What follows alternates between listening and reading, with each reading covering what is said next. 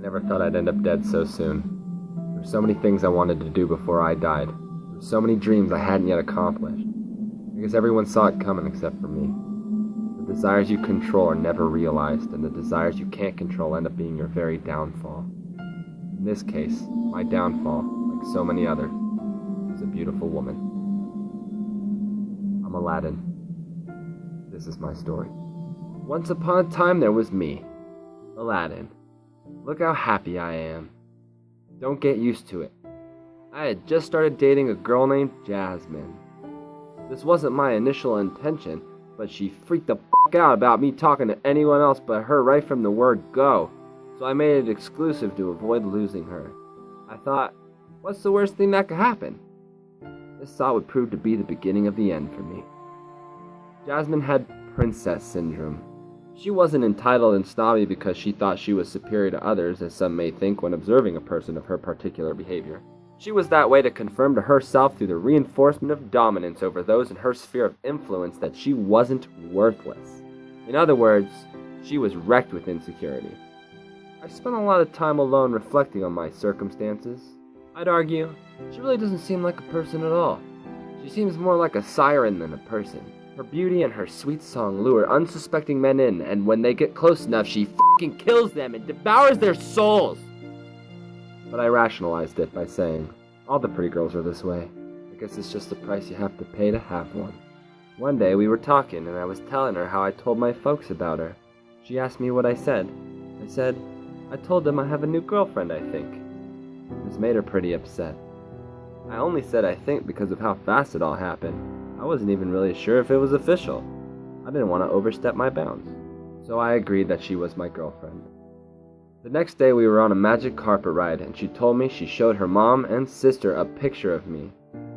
I asked her what she told them. She said, I said you're my friend Aladdin. I laughed and said, friend, huh? In that case, I'll start introducing you to people as my friend Jasmine. She lost her fucking mind. Again.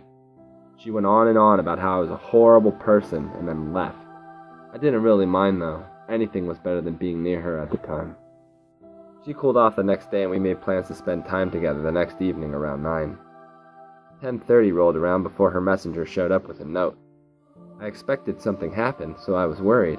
But the note was nothing more than an accusation that I was talking to other girls and her telling me goodnight. I sent a message back with her courier saying, I haven't spoken to other girls. I don't know where you're getting that from. I do know I've been waiting for you since 9 and you never showed up or sent word that you were canceling. All I got was his blind accusation and rudeness. She promptly sent me a reply. In the reply was a note of a separate correspondence between her and another man, timestamped for earlier that afternoon, of them arguing about the state of their relationship. I realized that not only was she mad at me for something that I wasn't doing, but she was doing it herself and actually sent me the evidence of that. Her note added, I fell asleep and I have some chores to do, so I won't be able to make it tonight. It was at this point I realized that the cost of a beautiful woman was far greater than its worth. I sent a reply back ending the relationship and went to bed. I hadn't been asleep for more than an hour before I was awoken by a sound I wasn't able to identify. I thought it would be her showing up to say she was sorry. Before I could make out the image of the entity that entered my house, I felt the blade penetrate my stomach. She wished me dead. Genie complied. The entity disappeared like a puff of smoke, leaving only the blade behind. The coldness of the steel mixed with the warmth of my blood was the last thing I even remember.